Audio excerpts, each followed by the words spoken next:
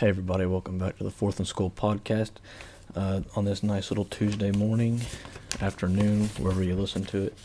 I apologize if you can hear the storm in the background. It's raining up here, but we'll get through this. Today I'm just going to run through a little bit more of the power rankings coming off of this last week of the NFL, and then wrap some things up with looking ahead at next week. The Vikings are on a short week this week, so I'll go ahead and preview them today. But yeah, it's been a weird season in the NFL so far, so I'm going to go ahead and jump right into it. This week I went 8-8 in my picks against the spread. Brings my total record to 23-25. It's been a really odd season, a lot of weird games. Obviously, the Vikings got upset pretty bad at home by the Buffalo Bills. The Patriots got beat Sunday night, the Lions in a big upset. The Eagles barely covered, or didn't even cover the spread. They barely beat the Colts at home. Washington beat Green Bay. It's a whole lot of weird upsets, a whole lot of interesting outcomes so far this season. So, yeah, with that, I guess I'll just kind of jump into it.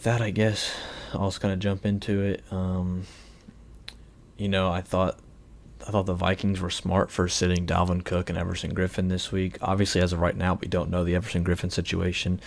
He has a little bit of an off-field mental health issue, so hopefully that gets resolved. Hoping he's doing okay back on the field, but don't rush it. If he needs to be away from it, respect that decision. The Vikings running game is pitiful so far this season. I just published a piece over on Last Word on Pro Football about the Vikings' lack of a run game so far. In the game against Buffalo, they only ran the ball 6 times for 14 yards, which is abysmal. I don't understand it. Even if you're losing, you still need to run the ball, chew a little bit of the clock, and give your defense a little bit of a chance to rest. They could keep having these little 3 to 5 plays series to rest. And the defense is on the field the whole game, it feels like. The Vikings only had the ball for 9 minutes in the first half Sunday, so you can't really it's hard to win with that. It's hard to keep your defense fresh back and not allow Josh Allen to kind of stand in, make extra plays. He made plays with his legs. So, yeah, Sunday was a bad game. And, of course, the Vikings have to bounce back and play Thursday night against the Rams. As you know, I hate Thursday night football, but I'll dive a little bit more into that later in the show. But jumping ahead, a couple other games that caught my eye. The Saints-Falcons was a good game, another shootout in the NFC South. The NFC South is definitely the Big 12 of the NFL. Mostly just high-powered offenses. A lot of defenses are struggling. They're giving up a lot of points. It's just shootouts every week. Played 2 divisional games. They gave up 48 points to Tampa Bay, and then they put up, 43 points on Atlanta. So a lot of firepower back and forth. The Saints had a lot of talk about having a good secondary coming into the season, and that just hasn't happened yet. They've been getting torched pretty much all season. Even in the Cleveland game, they didn't give up a lot of points, but they did give up a last-minute touchdown right down the middle of the field for like a 46-yard touchdown pass. So for the Saints, the Falcons, for anybody in that division to be a legit contender, they're going to have to show that they can stop offenses. And they're going to have to, show that they can win games if their offense has an off day. I don't know how, and they'll play the Saints at some point. The Panthers don't have the offensive firepower that the Falcons and the Bucs do with the speed and all the weapons. But I don't know. I hope Cam Newton has enough of a playmaking ability to do what the other offense are doing. Christian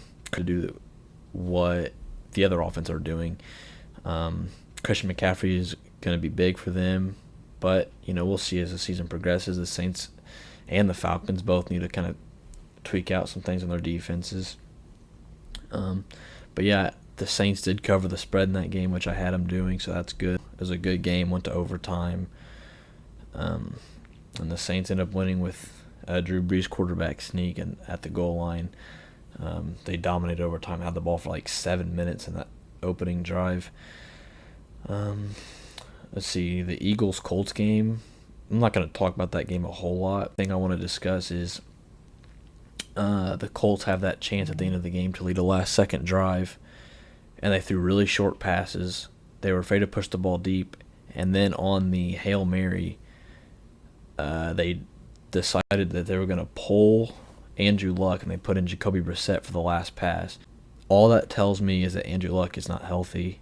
They don't trust his arm, and, I don't care who your quarterback is. You don't pull your starting quarterback for a Hail Mary. I mean, shit, the Vikings, a few years ago back, Christian Ponder was the quarterback. Christian Ponder was the quarterback. He had a terrible arm, but they still let him go out there and throw the Hail Mary. It ended up at like the 10-yard line, and it was a pitiful throw. But you're not gonna pull your starting quarterback in a situation like that. And all that tells me is that, Luck, and if it doesn't get resolved throughout the season, then his career is in serious jeopardy.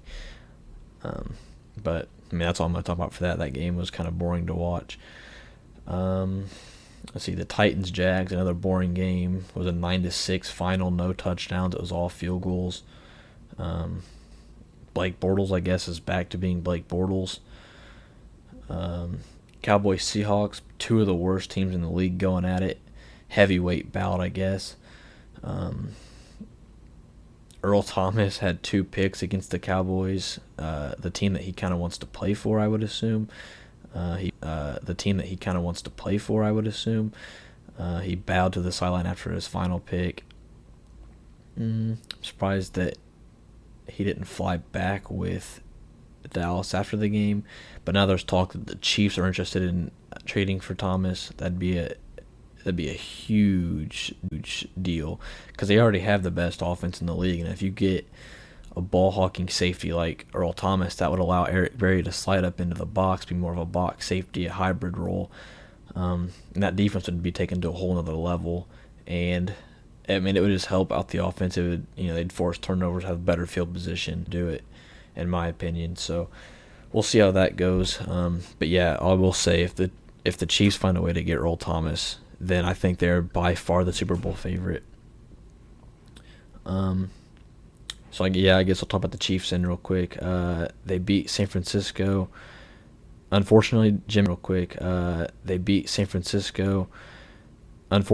Jimmy Garoppolo left that game with a torn ACL. His knee buckled as he tried to cut upfield on the sideline instead of just going out of bounds. It's going to cost him the season. I don't think the Niners are now going to make a trade for anybody. There's talks that their team's back up or something and see what they can do, but they're already 2 games back in the division. I don't think they have any chance of catching the Rams. They've already lost their 2 big investments of the offseason with Garoppolo and Jerick McKinnon to ACL injuries. It's just tough to bounce back from something like that. So I think their best scenario here is just to let C.J. Beathard play this season out, I don't want to say tank, but that's basically what it is. Just accept that you're not going to do anything this season and come in next year with a high draft pick and try to turn things around. Because, if you have a good roster in place and then you get a high draft pick, you can flip the script pretty easily. So I think San Francisco's still in a good spot moving forward. The Chiefs, Pat Mahomes, threw arguably the most impressive touchdown pass I've seen this season, where he scrambled back and forth, ran way behind the end zone on a dime. He's just made these throws all season. It's incredible to watch. That's why I had him it was him and Deshaun Watson fluctuating as the top quarterback in 2017. Both guys are good athletes, but Mahomes, I would argue that he has the best arm talent that I've ever seen. Only player that I would say maybe has better or has the ability to throw from more angles with more power is Matthew Stafford. But Mahomes has way more athleticism, and it's not fair. And we're seeing that. He's tearing up the league. He has 13 touchdown passes through 3 games this season. But yeah, so the Chiefs are deadly right now. I think they're the front runner right now in the AFC. And then, as you'll see in my power rankings, I still have them at the top. Before I get to them at the top, before I get to the power rankings, I will run through a little bit of the college football. Notre Dame beat Wake Forest. They started Ian Book at quarterback. They pulled Brandon Wimbush. Notre Dame is going to catch a break as they play Stanford this week, coming off of a big recover. I mean, they have back-to-back games in tough environments against top 10, 20 teams. It's going to be a lot of pressure, especially both being road games. And then next week, Notre Dame has Virginia Tech. Virginia Tech just lost to Old Dominion and their quarterback. Dame has Virginia Tech. Virginia Tech just lost to Old Dominion and their quarterback broke his leg and he's going to miss some time. So Notre Dame seems to be catching a lot of good breaks so far. But yeah, they blew out Wake Forest and they're I don't know. I haven't seen the poll this week, but I'm sure they're still in the top 10. They went over Louisiana Tech. That was a close game. A lot closer than it should have been. It was at LSU. Louisiana Tech scored to make it a 3-point game with about 8 minutes left, but LSU was able to pull away and get the win. And then Stanford, Oregon. There's a lot of talk about Justin Herbert folding under pressure. It wasn't his fault. I mean, he made a lot of really good throws. He threw a lot of balls, up over the linebacker, but in front of the safety. He threw one pass on the sideline. It was right on the dime. Receiver was able to keep his feet in bounds. But they're up 24-7 with the ball at the 5, or inside the 5 rather. And there's a snap over his head. They get it back, and then the next play he hands it off to the running back. The running back fumbled, and Stanford picked it up and took it back. And it's, instead of it being 31-7, Stanford leads a comeback. They've got overtime. And credit to Stanford, they played well. They didn't give up, getting down early. But in overtime, Stanford had the ball. They scored first. Oregon had a chance to match. Herbert threw a couple passes into coverage. One of them could have been pass interference. But then on the fourth, pull passes into coverage. One of them could have been pass interference. But then on the fourth down, the desperation throw, the ball gets batted and intercepted. But I saw more than enough to have Justin Herbert remain my quarterback 1, and I would expect him to hold that spot for the rest of the season. He's looked incredible so far.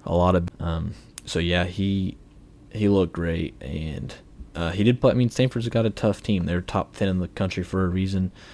So credit to Herbert, credit to Stanford. That was a great game. Glad it was the focal point of College Game Day this weekend. And yeah, so we'll see how both forward in the Pac-12. But now I'll just wrap some things up with my power rankings, if I can find them here. These are going to be a mess because the NFL season's been weird so far. There's been a lot of odd games. The Dolphins are undefeated. I don't know how. The Dolphins are undefeated.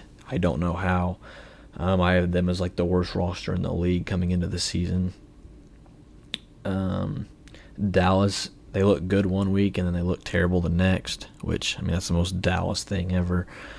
But yeah, I'll just kind of run through this. I did have my guess taking over the worst spot in the league. I don't like what they did to Josh Rosen. They had the ball. Sam Bradford fumbles. The Bears go down and get a field goal. There's 4 minutes left in the game. And you're down by 2. And you pull the vet and that his time is now, and he has to go in and play against one of the best defensive lines in the league. They've gotten pressure all day. You have a terrible offensive line, and you're going to put all the pressure on a rookie quarterback with 4 minutes left in the game to go lead a game-winning drive. And he throws an interception. The Cardinals are lucky they get the ball back after a punt. And Rosen's out there again. He's got less than a minute, and the Bears just pin their ears back and go after him, and they hit him. And they get the sack. They seal the game. It was just bad management from Arizona. I don't like the way. That's not a good way to introduce your quarterback to the league. Back to the league. They get the last spot. The Raiders are the worst second half team in football. They looked good in the first half. They looked like they were going to compete yet again, and then in the second half they completely fell off. Still don't have a pass rusher for some reason. I just can't put my finger on it. Had like 130 yards receiving in the first quarter, and the offense looked good. They were up early, and then they fell apart. They ended up getting beat by the Dolphins. The Bills are up to number 30 after their upset over Minnesota. I'm not going to put them in the top 15 or anything because, they won, but there's a lot of it led to them having a great opportunity to win. There's the penalty on the first drive that extended the drive. Buffalo goes down and scores, and they get a strip sack, and just like that, the game was basically over at that point. I've got the Colts at 29. They lost to Philly in the rain. Colts at 29.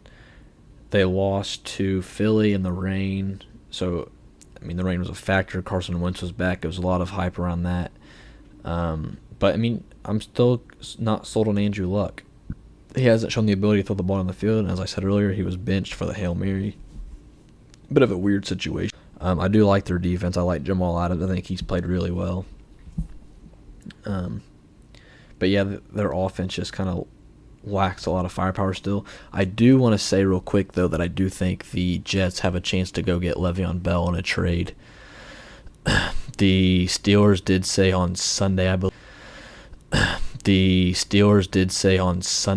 that they're open to trading him, and they will start fielding offers. And I think, the talk now is that the Jets, the Colts, and the Niners have a chance to get him. I don't think San Francisco gets him. I do think there's an outside chance that Houston gets him. That'd be a great pick and gets him. That'd be a great pickup for that offense. That's just another weapon. But I would put my money on the Jets still, as I did, back in July. So I've got the Cowboys at 27. The offense just looks so bad. They have no weapons whatsoever. They're a mess up on the offense for me to put them any higher. The Broncos at 26. Their offense is bad. They had 14 points early on, and they stalled. Case Keenum's still not a great quarterback. You can argue that all you want, but he's terrible. Bengals at 25. They lost to Carolina. But Carolina is one of my favorite teams this season. They look pretty good. The Bengals didn't have Joe Mixon. I think they're expected to get him back this week, so hopefully that's the case. They need that weapon in the run game. The 49ers at 24, they dropped quite a bit simply because they are 1-2, so that's not going to help either. But, losing your star quarterback, no team wants to do that. I think that's going to completely hurt their chances of doing anything productive this season. 5-6 wins max for them now. The Seahawks at 23. The defense has looked really good with Earl Thomas. Earl Thomas has, I think, 3 interceptions and maybe a forced fumble, which is surprising considering he held out, didn't even want to play for this team. But, it's a good sign. The offensive line's still a mess, but they can at least compete in games. They've been close in all of them, so it's not completely terrible for them. Washington at 22, they just beat the Packers at home. Adrian Peterson looks rejuvenated, but Chris Thompson's not getting enough touches still. I think he's their best ball carrier. He's their most explosive weapon, and they're just not getting him the ball enough. We saw last night, I'm not high on that team. I think Fitzpatrick's his reign definitely came to an end in the first half. He threw 4 picks, and they were bad picks. And I don't know if you guys had saw, but Ben Roethlisberger threw that pass to the back of the end zone, and Isaiah Johnson, the Bucs defensive back, ran full speed into the wall. That has nothing to do with these power rankings, but I just thought that was pretty funny. He hit that wall pretty hard. It sucked probably. It probably hurt pretty bad, but, I don't know how you don't know that the wall's coming up behind you. I've got the Bears at 20. The defensive line still looks great, but they haven't really played anybody yet. They played Green Bay, and then they had the Seahawks and the Cardinals those are really bad offensive lines they've played. So I want to see how they look against better offenses. But Mitch Trubisky looks terrible. If I was ranking the first round quarterbacks of the last few years, he would definitely be the last on my list, except for Lamar Jackson, just because he hasn't played. But yeah, he hasn't looked great. The Lions at 19, they're so hard to judge. They just beat New England at home. On Sunday Night Football. Kenny Galladay and Marvin Jones look really good. Kerryon Johnson's finally getting touches. He did finally break the rushing curse. He got 100 yards for the first time in like 3.5 years for the Lions, so that's good to see. Browns at 18, Baker Mayfield. There's nothing else to say. I mean, just Baker Mayfield. He changed that team completely, changed the culture of the locker room. Jabril Peppers does look really good. He's kind of broke out this year for them so far. He's been a really good box safety, and I don't understand him being the return guy, but whatever. We'll see how that works. I don't understand him being the return guy, but whatever. We'll see how that works out. Myles Garrett looks good as well. They've got a lot of good pieces in place. Texans at 17. They're 0-3, but I mean the talent's still there. And this isn't based off of record. This is just based on what I see. I think Minnesota in the division. I'm not sure Aaron Rodgers is healthy. The defense isn't great. Giants at 15. They got a win this week finally. Saquon Barkley looked really good. Odell Beckham was involved in the offense. They bent Eric Flowers. That alone improves your chances. They kind of folded late. Improves your chances. They kind of folded late on defense, but it was garbage time, so I'm not worried. Falcons at 14. Offense looks good. Calvin Ridley looks like to be a steal. He had 3 touchdowns. Julio Jones is top 5 in the league in receiving yards. Season with an Achilles injury. So the injury bug's kind of biting them in the butt. Got the Dolphins at 13. They're undefeated. A huge surprise. I've got them moving way up from my initial power rankings. Tannehill's now 10-1 in his last 11 starts, I believe. They look incredible. The run game's not there, at least from Kenyon Drake, which is a little bit concerning. Ravens at 12, they look really good at home, but they get off to some slow starts. They haven't played anybody really either, in my opinion. Chargers at 11. The offense has the firepower, but the defense hasn't been able to stop anybody. But in their defense, their 2 worst games have come against the 2 best offenses in the league with the Rams and the Chiefs. So it's hard to gauge them 100%.